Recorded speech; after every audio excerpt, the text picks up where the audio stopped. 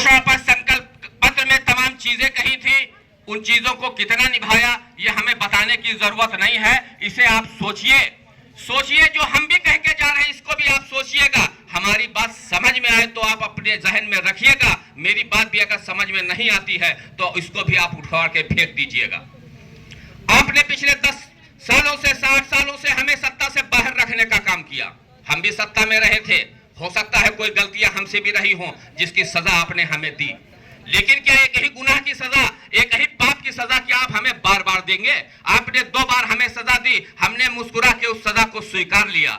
हम आपके बीच में आते रहे, अपने दुख दर्द को, आपके दुख दर्द को हम सड़क से लेकर सदन तक पहुंचाने का काम अगर किसी ने किया है तो माननीय जगराम पासवान जी ने किया है, इनके साथियों ने किया है वहां तक पहुंचाने का काम। ये आपकी लड़ाई को बखूबी लड़ रहे हैं, लेकिन मेरे भाई ये सोचिए, क्या जितने नेता ये बैठे हुए हैं यही आपकी लड़ाई लड़ेंगे? ये लड़ाई अकेले नहीं लड़ पाएंगे। इसके लिए आपको घरों से बाहर निकलना पड़ेगा, आपको सोचना पड़ेगा, आपको समझना पड़ेगा, क्योंकि आपको साथ देना पड़ेगा, क्योंकि ये लड़ाई अब अकेले की नहीं है, ये लड़ाई जुट के मिल के लड़नी पड़ेगी मेरे भाई। क्योंकि अब अबाबील के लश्कर नहीं आने वाले, अब श्री रामचंद्र जी नहीं पैदा होने वाले कि रावण को मारेंगे, अब कृष्ण भगवान नहीं आने वाले जो कंस को मारेंगे, अब हजरत मूसा भी नहीं आने वाले जो फिरौन को मारेंगे। ये लड़ाई आपको लड़नी पड़ेगी, अपने बच्चों के लिए लड़नी पड़ेगी, अपने नाती पोतों के लिए लड़नी पड़ेगी, और समाजवादी की सरकार इसलिए लानी पड़ेगी क्योंकि हमारा गैस का सिलेंडर जो इस वक्त 900 रुपए 1000 रुपए में है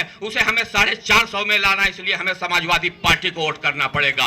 हमको समाजवादी पार्टी को इसलिए वोट करना पड़ेगा क्योंकि मेरी बहनें बैठी हुई हैं, मेरी माए बैठी हुई हैं जो चूल्हा जलाती हैं, इनसे पूछिए, इनके खाते में गारंटी के साथ 1 लाख रुपया सालीना पहुंचे। इसलिए हमें समाजवादी पार्टी को वोट देना पड़ेगा मेरे भाई।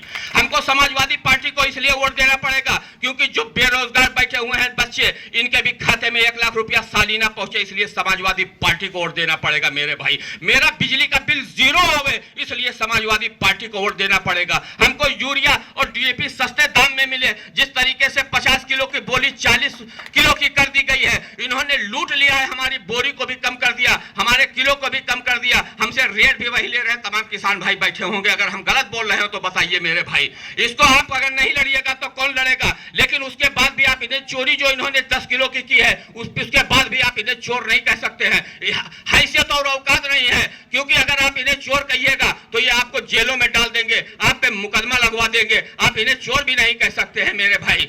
लेकिन ये बताइए मेरे भाई, क्या चोर को चोर ना कहा जाए, कातिल को कातिल ना कहा जाए, तो क्या कातिल को मसीहा कहा जाएगा? कहने का हक आपका है। आप कहिए, आप अपनी लड़ाई को लड़िए, एक एक आदमी मिलकर लड़िए। आप सोचते हैं मैं अकेला हूं, आप अकेले कहीं से नहीं हैं। फिर वही एक बात हमें याद आती है कि अगर एक एक मिलकर 2 हो जाए तो ये गणित है, और अगर एक एक मिलकर 11 हो जाए तो ये संगठन है, अगर एक एक मिलकर एक ही रहे तो ये प्यारो मोहब्बत है, अगर एक एक मिलकर 0 हो जाए तो ये मेरा अध्यात्म है, अगर एक के खिलाफ एक को कर दिया जाए तो ये शकुनी मामा का काम है। इन शकुनी मामाओं से, इन शकुनी मामाओं से, इन मुखौटे वाले पाखंडी बाबाओं से आपको बचने की जरूरत है। ये मामा, जब देखा होगा कृष्ण भगवान के यहाँ कंस कैसे थे, वो भी मामा थे मेरे भाई। इसी जब श्री रामचंद्र जी चित्रकूट के जंगल में थे तो वहां पे भी मामा मरीज थे मेरे भाई। अगर हम गलत बोल रहे हैं तो बताइएगा। इन मामाओं का खेल आपने देखा होगा, पूरी महाभारत इस शकुनी मामा ने करा दी। तमाम मुसलमान भाई भी होंगे तो वो भी जानते होंगे, इसी करबला के मैदान में यजीद की लश्कर के इमाम हुसैन को शहीद करने वाला भी मामा सिमर था जिसने करा था। और यही मामाओं का खेल अभी खत्म नहीं हुआ। तमाम किसान बैठे होंगे, यही गेहूं मामा, अगर खेत में गेहूं मामा हो जाए तो पूरा गेहूं फसल नष्ट हो जाता है। तो इस गेहूं के मामा, इन मामाओं को खत्म करने का काम आपको करना होगा। चाहे दवा छिड़क के करिए, चाहे वोट दे के करिए, इन मामाओं को, इन बाबाओं को खत्म करिए मेरे भाई। ये बाबा आप देख रहे होंगे जो पाखंडी बाबा थे, जब चित्रकूट के जंगल में श्री रामचंद्र जी वनवास पे गए तो वहां भी साधु के और बाबा के ही भेष में वहां पे आए थे, और उन्होंने धोखा देने का काम श्री रामचंद्र जी को किया था, और मेरी पवित्र सीता मैया को उठा के ले गए थे। अगर मैं गलत बोल रहा हूं तो बताइए मेरे भाई।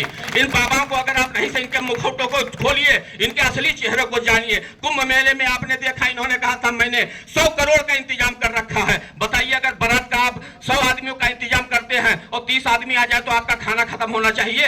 इन जब 100 करोड़ का इंतजाम इन्होंने किया था तो 30 ही करोड़ में कैसे इतनी अव्यवस्था फैल गई। तमाम श्रद्धालु वहां पे मारे गए और मेरे बाबा मिल्कीपुर चुनाव में लगे हुए थे और ये जगह जगह पे ये कहते थे कि हमारे पांव के नीचे अगर चींटी भी मर जाती है तो मुझे बहुत तकलीफ होती है, बहुत अफसोस होता है। फिर मुझे वही एक बात याद आ जाती है कि अजब सी बेहिसी है, उसका दामन नम नहीं होता कि उसके फेंकने का सिलसिला भी कम नहीं होता। जो कल तक चींटी के भी मरने का मातम बनाता था अब उसे श्रद्धालुओं की मौत का भी गम नहीं होता। ये चीजें हैं मेरे भाई। अगर पटेल जी मैं गलत बोल रहा हूं तो बताइए। जगह पे बड़ी तकलीफ है इन श्रद्धालुओं के मरने पे। तुमने जिस तरीके से बुलडोजरों से इनकी लाशों को फेंकवाया है, यही बुलडोजर मजलूमों के घर को गिराने के काम आया। कुछ लोग कह रहे थे बाबा का बुलडोजर, अरे बाबा का बुलडोजर सिर्फ बाबा के लिए है और किसी के लिए, मजलूमों को मिटाने के लिए ये बुलडोजर है। इस बुलडोजर को हटाने का काम करिए, क्योंकि हमने देखा था अभी तक यहीं पे राप्ती नदी के किनारे तमाम लोग बसे थे और अभी तक हमको बाढ़ परेशान कर रही थी, लेकिन अब बाबा के सांड भी परेशान कर रहे हैं। तो अब हमको सांड करने का हम काम करते हैं, तो अब हमको सांड भगाने की जरूरत नहीं है। अब हम सांड के मालिक को ही भगाने का काम करेंगे। इसलिए हमारे खेत और खलिहान सुरक्षित रहेंगे, इसलिए हमें समाजवादी को वोट देना है विधायक जी। इसीलिए हमको इसको वोट देना है। इन पाखंडी बाबाओं को समझने का काम करिए, इनको सोचिए कि ये कैसे काम कर रहे हैं देश और प्रदेश के अंदर। अगर इन्हें आप नहीं, मैं मेरी माँ बहनें नहीं उजाड़िएगा। आप आते होंगे जगह जगह पे, आपको वर्गलाते होंगे, कहते होंगे कि आपको जेल करवा देंगे, आपको हम मुकदमा दर्ज करवा देंगे। आप लड़ाई नहीं लड़िएगा तो कौन लड़ेगा? आप अकेली नहीं है। फिर वो मुझे पटेल जी एक किस्सा याद आ जाता है, कहिए तो मैं सुना दूं। एक गांव में एक आग लगी होती है, एक गांव में एक आग लगी होती है। उस गांव के एक पेड़ पे एक बंदर और एक चिड़िया बैठी होती है। उस गांव के लोग तमाशा देख रहे होते हैं। चिड़िया उस तालाब में जाती है और पानी एक चोंच में लेके उस पे फेंकती है। ये देख के लोग उत्साहित होते हैं, घरों से बाल्टियां निकालते हैं और आग बुझाने का काम करते हैं। आग बुझाने का काम करते हैं, मेहनत इतनी करते हैं कि आग बुझ जाती है। लेकिन उस पर जो बंदर बैठा होता है वो चिड़िया से पूछता है आग बुझने के बाद, अपने जब सामान को सब बचा लेते हैं, चल अचल संपत्ति को, अपनी बकरी और बैल भैंस को जो बचा लेते हैं, गाय को बचा लेते हैं, तो फिर वो बंदर पूछता है कि ये तो समझ में आया कि लोग जो पानी डाल रहे थे वो तो समझ में आया कि तुम्हारे चोंच में कितना पानी जा रहा था। चिड़िया बड़ा सुंदर जवाब पटेल जी देती है। वो ये चीज कहती है कि हमारे